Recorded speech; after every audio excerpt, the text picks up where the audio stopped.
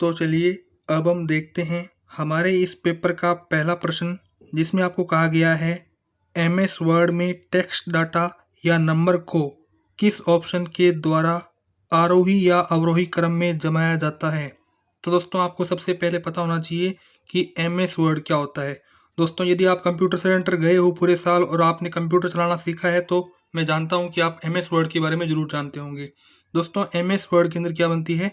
MS word के अंदर बनती है डॉक्यूमेंट। क्या बनती है दोस्तों? डॉक्यूमेंट बनती है। और दोस्तों आप सबको पता होना चाहिए डॉक्यूमेंट किससे बनती है। डॉक्यूमेंट बनती है टेक्स्ट से। टेक्स्ट जैसे कि ABCD हो गए, या फिर दोस्तों बनती है नंबर से। किससे दोस्तों? नंबर से। तो आपको इस प्रश्न में कहा है कि नंबर को किस ऑप्शन के द्वारा आरोही या अवरोही क्रम में जमाएंगे एमएस वर्ड में। तो दोस्तों वो हमारे पास में जो ऑप्शन होता है उस ऑप्शन का नाम है सॉर्ट। ठीक है ना। यहाँ पे सॉर्ट ऑप्शन के द्वारा आप नंबर को आरोही या फिर अवरोही क्रम में जमा सकते हो। आरोही का मतलब दोस्तों ये है कि बढ़ता हुआ क्रम, और अवरोही क्रम मतलब ये है कि घटता हुआ क्रम। तो इस प्रकार से पहले का जो बी ऑप्शन है वो दोस्तों बिल्कुल करेक्ट आंसर होने वाला है। दोस्तों तो चलिए अब हम आगे चलते हैं। हमारे पास में अब इस पेपर का दूसरा प्रश्न है वो आता है। इसमें आपको कहा गया है कि निम्न में से कौन सी कंप्यूटर सिस्टम की एक सीमा है। तो दोस्तों आप सबसे पहले इस प्रश्न का मतलब समझिए। देखिए कंप्यूटर सिस्टम की सीमा का यहाँ पर यह मतलब है कि कंप्यूटर के अंदर एक ऐसी कौन सी चीज़ है जो कि नहीं होती।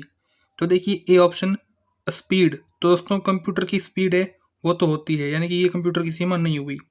बाकी बी ऑप्शन देखिए एक्यूरेसी। तो दोस्तों कंप्यूटर की शुद्धता एक्यूरेसी भी होती है, तो ये भी क्या है, कंप्यूटर की एक सीमा नहीं है, लिमिटेशन नहीं है। वहीं दोस्तों सी ऑप्शन है हार्ड वर्क। तो दोस्तों आप कंप्यूटर से कितना भी हार्ड वर्क कर सकते हो, ये डिपेंड करता है कि उसमें कितनी रैम है और कितनी यहाँ पर हार्ड डिस्क है। ठीक है ना। हार्ड वर्क है वो भी कंप्यूटर सिस्टम की एक सीमा नहीं होगी। बाकी दोस्तों आप डी ऑप्शन देखिए इंटेलिजेंस। तो दोस्तों इंटेलिजेंस कंप्यूटर के अंदर नहीं होती है। कंप्यूटर में जो आप कमांड दोगे उसके अकॉर्डिंग कंप्यूटर वर्क करेगा। तो इस प्रकार दोस्तों कंप्यूटर के अंदर बुद्धि का अभाव है वो होता है, तो ये क्या है, कंप्यूटर की एक सीमा है। ठीक है। तो यहाँ पर इंटेलिजेंस दोस्तों क्या है, एक सीमा है कंप्यूटर सिस्टम की। तो दूसरे का जो डी ऑप्शन है वो दोस्तों बिल्कुल करेक्ट आंसर होगा।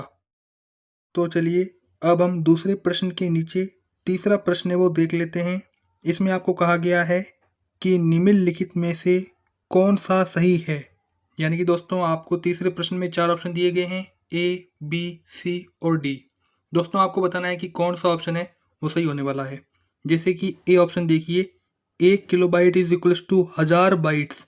नहीं दोस्तों ये बिल्कुल ही गलत ऑप्शन है, क्योंकि दोस्तों 1 किलोबाइट जो है ना, 1 किलोबाइट 1000 बाइट के इक्वल नहीं होता, जबकि 1024 बाइट्स के इक्वल होता है। किसके इक्वल होता है? 1024 बाइट्स के इक्वल होता है। कौन होता है? 1 किलोबाइट। तो यहाँ पर पहला ए ऑप्शन है वो गलत होगा। देखिए B option 1 megabyte is equals to 1000 kilobytes. नहीं दोस्तों ये वाला ऑप्शन भी गलत है, क्योंकि 1 मेगाबाइट जो है ना वो 1024 किलोबाइट्स के इक्वल होता है, ना कि 1000 किलोबाइट्स की। सी ऑप्शन देखिए 1 megabyte is equals to 2048 bytes. तो दोस्तों आपको बता चुका हूँ कि यहाँ पे 1 मेगाबाइट है वो 1024 किलोबाइट्स के इक्वल होगा। तो ये तीसरा ऑप्शन भी गलत होगा, सी ऑप्शन भी। दोस्तों आगे देखिए D option 1 kilobyte is equals to 1024 bytes. जी हाँ दोस्तों मैंने आपको कहा था शुरुआत में ही कि 1 किलोबाइट है वो 1024 बाइट्स के इक्वल होता है। तो इस प्रकार से दोस्तों डी ऑप्शन के अंदर आपको ये चीज़ दे रखी है, तो यहाँ पर डी ऑप्शन है वो बिल्कुल करेक्ट होने वाला है। तो चलिए अब हम आगे चलते हैं। हमारे पास में अब इस पेपर का चौथा प्रश्न है वो आता है। इसमें आपको कहा गया है कि दूसरी जनरेशन में पेश की गई हाई लेवल प्रोग्रामिंग भाषा कौन सी है। तो दोस्तों आप सबको मैं बताना चाहूँगा, आजकल जो आप कंप्यूटर या लैपटॉप देख रहे हो, जो कि मॉडर्न कंप्यूटर या लैपटॉप हैं, वो दोस्तों टोटल 5 पीढ़ियों के बाद में आए हैं। यानी कि दोस्तों ये कंप्यूटर की क्या है, 5th जनरेशन है। कौन सी जनरेशन है? 5th जनरेशन है। ठीक है। तो दोस्तों यहाँ पे पहली, दूसरी, तीसरी, चौथी, पांचवी जितनी भी जनरेशन्स कंप्यूटर की आ चुकी है ना, सभी जनरेशन्स में अलग अलग वैज्ञानिकों ने अलग अलग हाई लेवल प्रोग्रामिंग भाषाएं हैं वो दी है। ठीक है। तो दोस्तों जो पहले कंप्यूटर होते थे उनका जो साइज़ है वो कमरे के बराबर होता था। ठीक है ना, वो बहुत ज़्यादा गर्म होते थे। तो दोस्तों जो दूसरी जनरेशन थी कंप्यूटर की, उसमें जो हाई लेवल प्रोग्रामिंग भाषा दी गई थी वो थी सी। ठीक है ना, सी लैंग्वेज अलग है, और उसके बाद में एक है C++। दो यहाँ पर प्रोग्रामिंग भाषाएं हैं वो सेकंड जनरेशन ऑफ कंप्यूटर में पेश की गई थी। तो दोस्तों चलिए देख लेते हैं यहाँ पे कौन सा ऑप्शन है। देखिए डी ऑप्शन, इसमें आपको सी और C++ लैंग्वेजेस दे रखी है।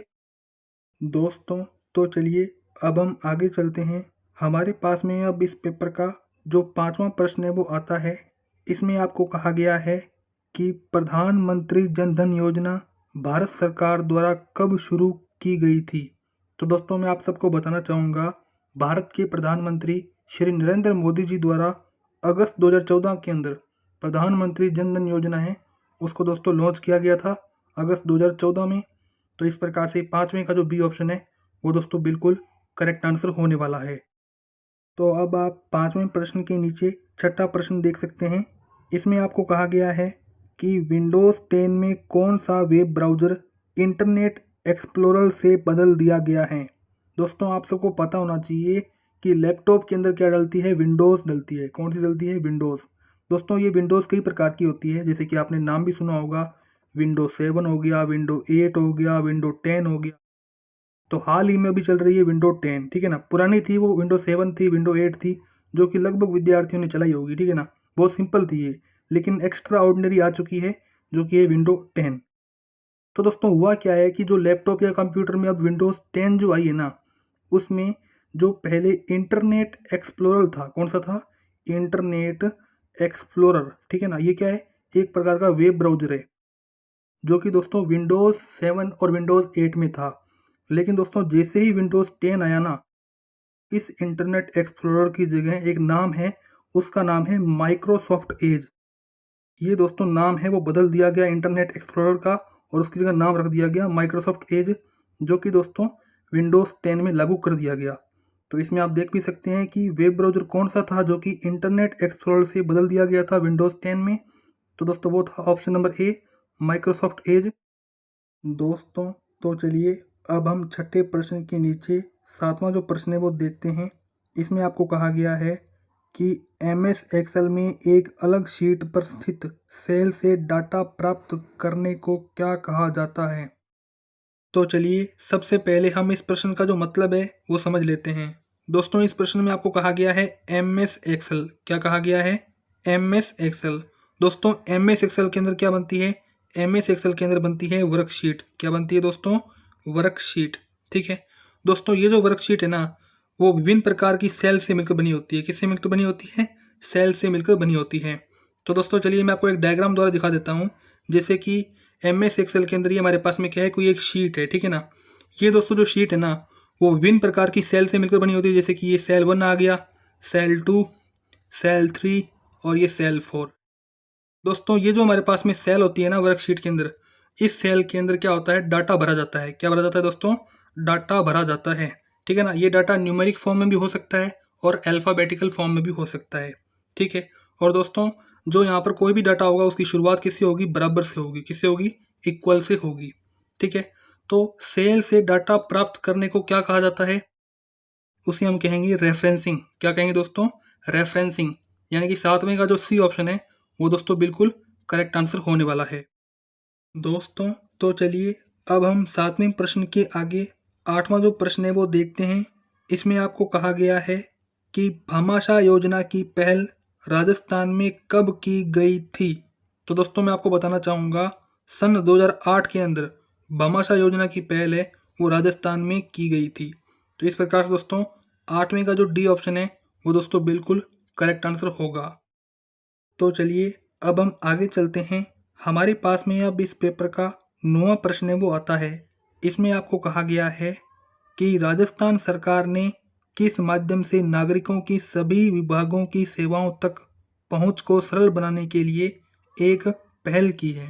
तो दोस्तों मैं आप सबको बताना चाहूँगा कि जो राजस्थान के वर्तमान मुख्यमंत्री हैं श्रीमान अशोक गहलोत जी, इन्होंने दोस्तों एक ऐसे पोर्टल का निर्माण किया है जिस पोर्टल पर जितने भी राजस्थान के मंत्रालय हैं या फिर जितने भी विभाग हैं, चाहे वो शिक्षा विभाग हो, कृषि विभाग हो, चाहे कोई सा भी विभाग हो, सभी विभागों की जितनी भी सेवाएं हैं वो दोस्तों सभी सेवाएं आपको एक ही पोर्टल पे मिल जाएगी। दोस्तों इस पोर्टल का नाम रखा गया है SSO, ठीक है, SSO, जिस पर आपकी आईडी होगी, मैं इतनी उम्मीद करता हूँ। दोस्तों SSO का फुल फॉर्म होता है सिंगल साइन ऑन, ठीक है। तो यहाँ पर जो शिक्षा विभाग के विद्यार्थी आते हैं तो वो अपनी स्कॉलरशिप वगैरह है, अपना जो भी नौकरी का फॉर्म वगैरह भर सकते हैं इस पर, और साथ ही बेरोजगारी भत्ता वगैरह पा सकते हैं इस पर। और साथ ही जो यहाँ पर बूढ़े हैं, विकलांग है, वो अपनी पेंशन वगैरह है वो भी एसएसओ के माध्यम से पा सकते हैं।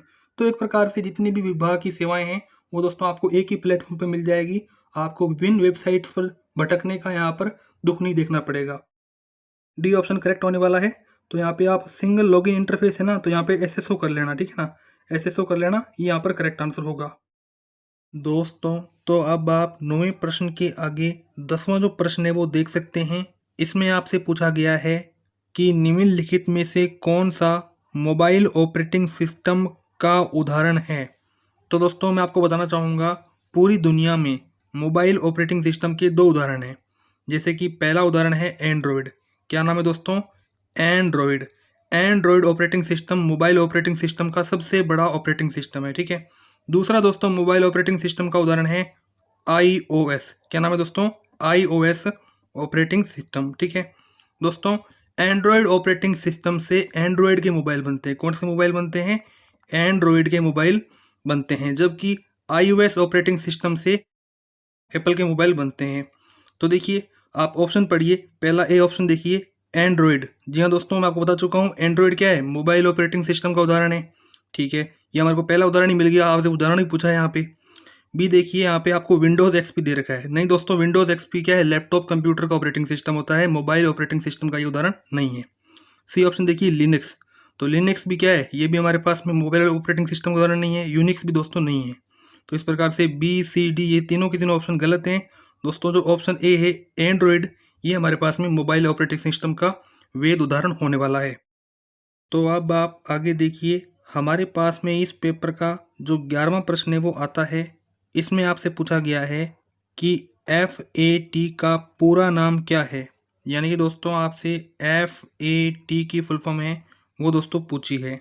तो मैं आपको बता दूं, FAT की फुल फॉर्म होती है फाइल एलोकेशन टेबल।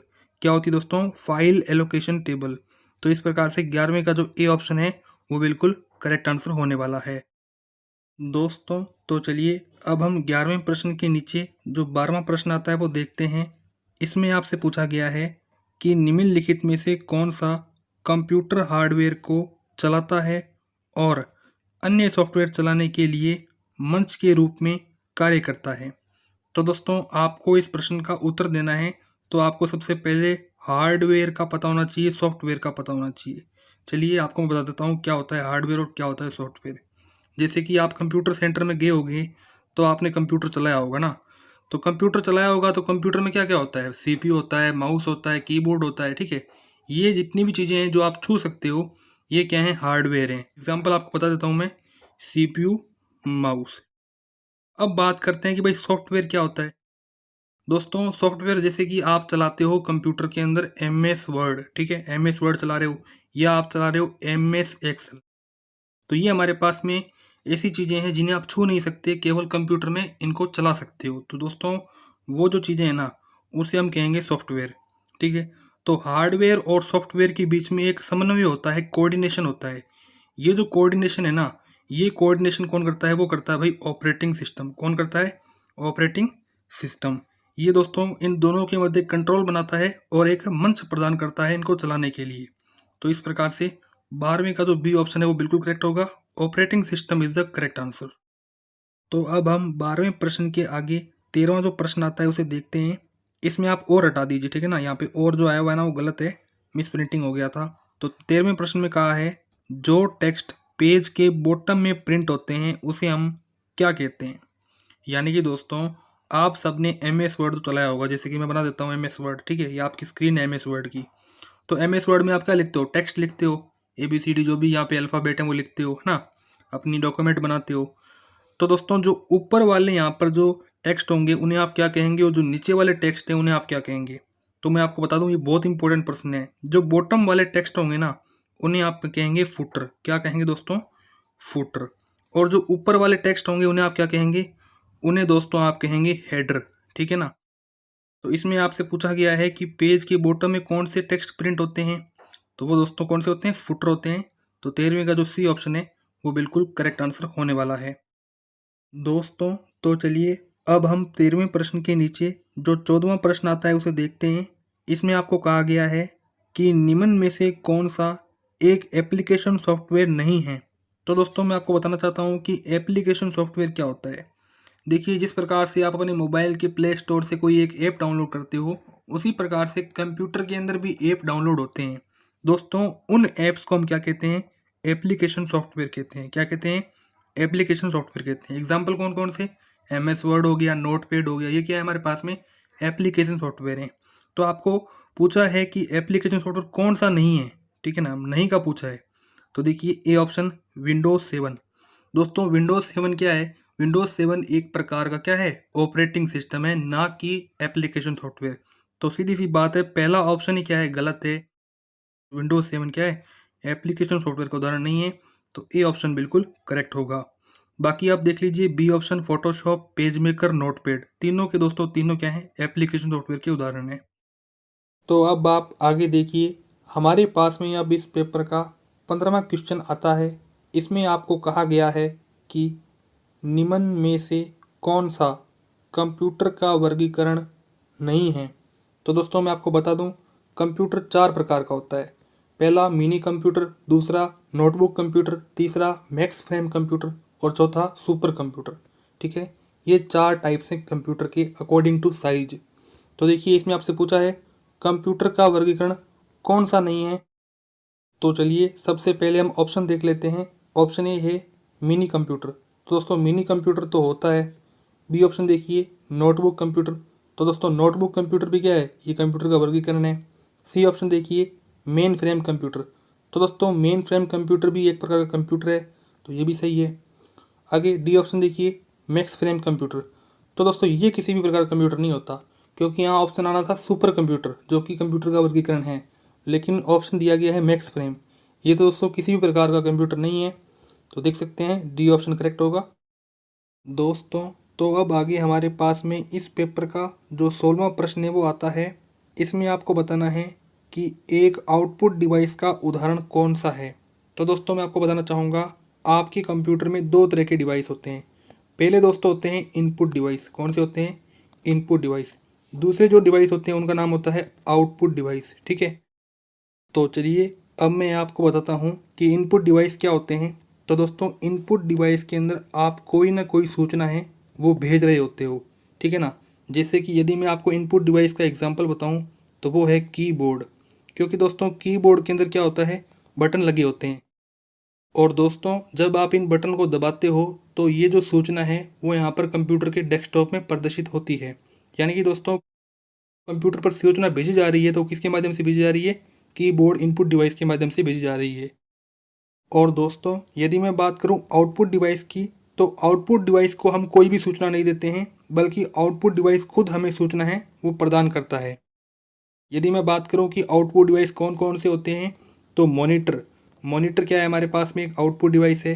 वहीं दोस्तों प्रिंटर, क्योंकि प्रिंटर तो ऐसा है ना कि प्रिंट हमें करके देता है कागज़ पर, तो ये हमें आउटपुट दे रहा है, हमें इसे कोई सूचना नहीं दे रहे हैं, बल्कि अपने आप हमें प्रिंट करके दे रहा है मॉनिटर, जो कि हमें डेस्कटॉप पर चीज़ें दिखाता है।